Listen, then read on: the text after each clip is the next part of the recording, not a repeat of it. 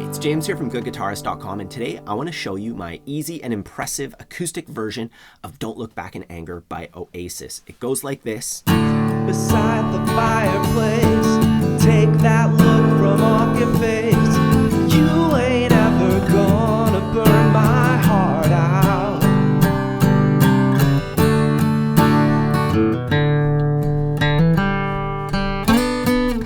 So Sally can wait, she knows it's too late as we're walking on by.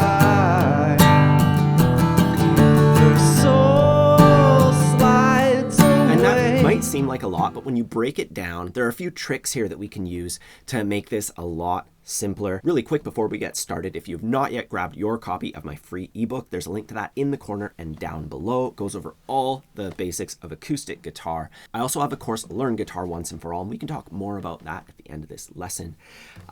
We're gonna get started with our chord shapes. We'll start with the chords for the verse. We begin with a G chord, and then we're going to pivot off of our ring finger into a D chord. And if you're not familiar with the basic chords, I don't recommend this as your first song. I have a ton of other stuff that you can work on. I'll put some links down below for that. Either way, we have G. We're going to pivot off of our ring finger into D. You're mine. And then we're going to leave our ring finger down for a lot of these chords and pivot off of it. It makes the switching so much simpler. It's one of those tricks, that makes this a lot easier than it seems. We're pivoting off of D into E minor. And then we're going to go into B7. So that's a switch that you might have to work on because every one of our fingers is changing. I would do it like this, by putting my middle finger on the second fret of the A string, skip a string, ring finger on the second fret of the G string. That's where we start, is just getting those two fingers down. And just practice that switch, going from E minor with our ring finger down to this half of B7. And then we can just finish off the shape. We add our index finger to the first fret of the D string to make like a little triangle, and then put our pinky on the second fret of the thinnest string. And then you work on that switch, just going like one, switch, switch, switch, one, switch, switch. Notice I count as I switch. That kind of locks me into the rhythm, and it forces me to make the switches on time. And later when we integrate the strumming pattern, this hand will kind of have some rhythm built into it, Rhythm's more than just your strumming. It's part of everything. Anyways, from our B7 chord, we're going to go into C add 9, and that's a pretty straight up switch. We're just leaving our index and middle down, sliding up one fret, and then we're going to put our ring finger back on the third fret of the B string so we can continue using it to pivot, and do that little trick, right? From there, we go into D, and then G. And I'm just going to write out the chord symbols here, and this will tell us how long to play each one for. And it's going to be 4 strums, 4 beats for each chord, except at the very end where we go E minor 2 times into D 2 times. That's our turnaround. That just kind of sets us back up for the start of our chord progression. And let's just count, play downstrokes only all the way through that, just so we can nail the chords. 1, 2, 3, 4. Inside the eye of your mind. 2, 3, 4. 2, 3, 4. 1, 2, 3, 4. One better place to play. 2, 3, 4. 1, 2, 3, 4. So just 2 beats each on those last ones. And I want you to do it just like that at your own pace. Go as slow as you need to. You could even go 1, 2, 3, 4, 1, 2, and just strum on beat 1 and then count 2, 3, 4 out loud as you switch. 2, 3, 4, 1, switch, switch, switch. You have a lot more time to switch on beats 2, 3, and 4. That's part of the chord switching game that we do in my ebook and my course, and it's really, really helpful for getting the timing perfect and getting your chord switches perfect. Anyways, that's our chord progression, and to that we can add some strumming. The pattern goes like this. That's probably the second most common strumming pattern. I'll do it slowly.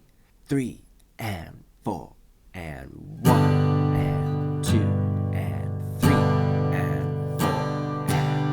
down, root, down, down, up, down, root, down, down, up. You know, you want to get used to saying patterns. I know it seems kind of silly, but like that's how you internalize the rhythm, and then it's pretty easy to just tell your hand to do that. Root, by the way, just means to hit the thicker strings of that chord. It adds some dynamics to our playing. So instead of just every strum being the same and it sounds kind of like, you know, elementary school music or whatever, it's more like kind of pulls back on beat too with that root, and it just adds way more expression in such a simple way. Anyways, to learn it, we divide it into two halves. We go down, root, 3, 4, down, root, 3, 4. You do that a whole bunch, just like I'm doing, saying it out loud and all that. Down, root, 3, 4. And then we can practice the second half. We start off by counting 1, 2, and then we play down, down, up, down on beat 3, and a down up on 4 and. We always do downstrokes with the numbers, upstrokes with the ands. That's kind of like a rule of strumming. Anyways, we go 1, 2, down, down, up, 1, 2, 3, 4, and 1, and 2, and 3, and 4. You can count it however you want, say it however you want. It's just important to vocalize it. It really helps you tighten up your rhythm and like make it more solid. Anyways, we can put both those halves together now, going down, root, down, down, down, root, down, down, 1, 2, 3, 4, and 1, 2, 3, 4, and. Get really comfortable doing it a whole bunch of times in a row on a single chord shape, or even with muted strings. If maybe your fingers are getting those lines in them, you can always just mute the strings, you know, if you're going to be practicing for an extended amount of time. Anyways, we're just going to play our strumming pattern one time per chord shape, except at the very end there when we go from E minor to D. Remember how they only had 2 beats each?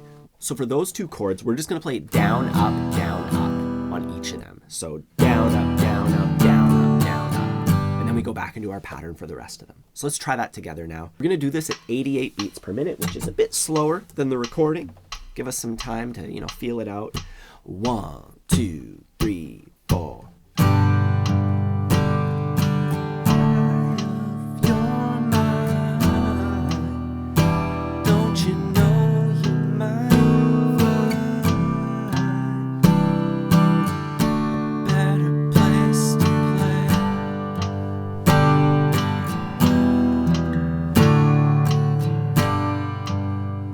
That will get you through the verse and the chorus. The other main section here is the pre-chorus. And for that one, there's like minor bar chords and stuff, but I have a bunch of tricks that I can show you that will make it a lot simpler. For the most part, it goes, so I start a revolution from my bed. So I have a C chord, and I'm playing the full C chord here. And I'm going to drag it up 3 frets to play C minor. And I have to make a point of muting the thickest and thinnest strings. And I do that by, it's kind of like bad technique almost. You know, normally they tell you put your thumb on the back of the neck and get all your fingers curled. Here I want to mute those strings. So I'm going to get my thumb touching the thickest string. My palm and my underside of my index is muting the thinnest string. And we just strum those once each, and then a G chord 2 times. So I start a revolution from my bed. And we do that 3 times total. And then we play D beside the fireplace. And then D sharp diminished. And that, basically you take your D chord, you move it diagonally. So you move it 1 fret lower, and then you move it up. So now my index is on the D string, my ring finger's on the G string, my middle finger is on the B string. And then I'm going to add my pinky to the 2nd fret of the thinnest string. And we play that with our strumming pattern 2 times. And then the rest of the chords are ones that we've already covered. We play E minor, D, C 2 times, and D 2 times. So I'm just going to write the chords up here. And if you like, I recommend taking the time to just kind of strum through them, going 1, 2, 3, 4, 1, 2, 3, 4, 1, 2, 3, 4, 1, 2, 3. Stand out beside the fireplace. Take that look from off your face, 'cause you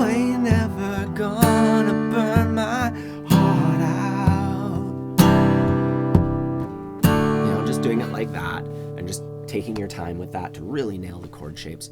And then we can add some really cool stuff to it. Aside from just adding the strumming, we can also add some little licks. The first one happens when we land on the G chord. So strumming, evolution from my bed. It's just some simple pentatonic licks. I'll play the licks slowly. 3 and 4 and.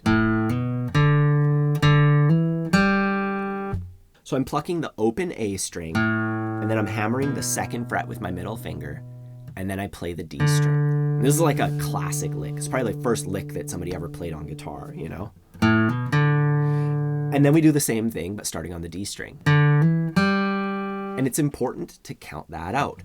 1 and 2 and 3 and 4 and. So you can see the counting, it's all there. You don't have to do the hammer-on, you can go. It just sounds a little bit smoother. And if you do need help with hammer-ons, I believe I have a lesson coming out soon. I've made it. I don't know if I released it yet, but you'll see it. I also have a course that covers all this kind of stuff. Anyways, instead of strumming G the second time, we play that lick. So we strum our C chord, we strum our C minor chord, we strum G once, and then we play our lick. And this is totally optional, but just some stuff to really juice up the song if you are ready to take this into the intermediate level and make a way more impressive version of it. Anyways, we do that 3 times, just like that. Start a revolution from my bed. And then near the end of the pre-chorus, after you ain't ever gonna burn my, we can add this. So when I get to the C chord, instead of strumming it, I go.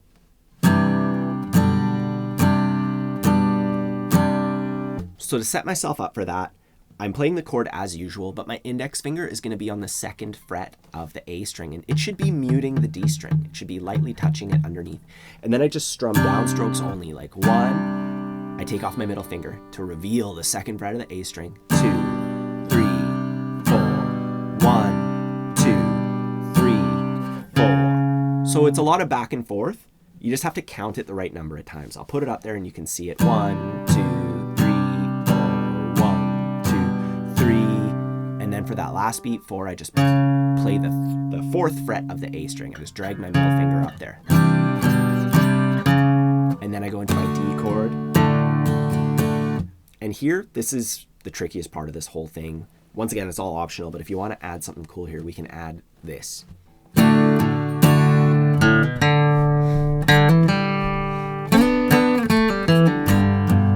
Just to kind of emulate some of the licks that Noel is playing. So for that part, for the first measure, because there's 4 measures of D there, right? For the first measure, we're just going to play down, root, down. We're not going to play that down up at the end of our pattern, because that'll give us some time to set up.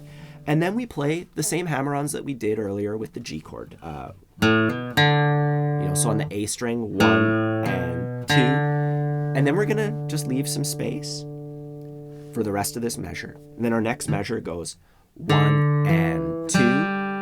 So it's the same 2 licks, we've just spaced them out more, and then we go. So that's like a classic blues lick. I have my middle finger down on the 2nd fret of the G string, my index on the 1st fret of the B string, and I'm gonna slide up 2 frets and play that 2 times. So the first one I slide as I pluck it, and then I'm just going to pluck it again.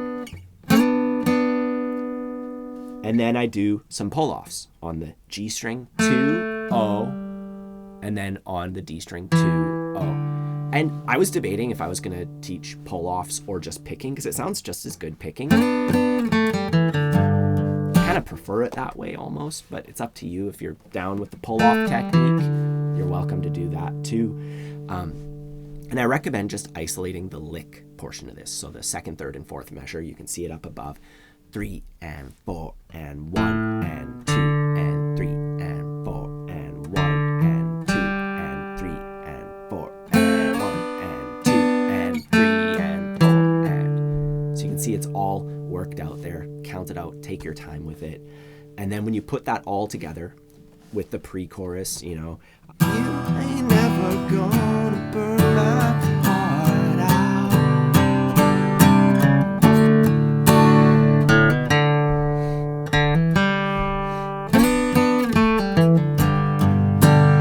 You know, and it just kind of really gives you that lift into the chorus. Either way, those are all the bits that make up this arrangement of Don't Look Back in Anger. If you want to play the whole thing with me, that's available on my Patreon page. You'll find a link to that down below. And while you're down there, don't forget to grab your copy of my free ebook. And if you want like a path, you know, whether you're just getting started and you want to be able to just strum through your favorite songs, or maybe you've kind of plateaued and you want to get into more intermediate stuff like what we've covered today, I have a bunch of courses designed to help you reach your goals on guitar. And I'll put a link down below and you can check those out and see what will help you get to where you want to be on guitar. Otherwise, if you enjoy learning guitar with me, I'd really appreciate it if you could take a moment to subscribe to the channel, hit the like button. Have a fun time practicing, and I'll see you soon.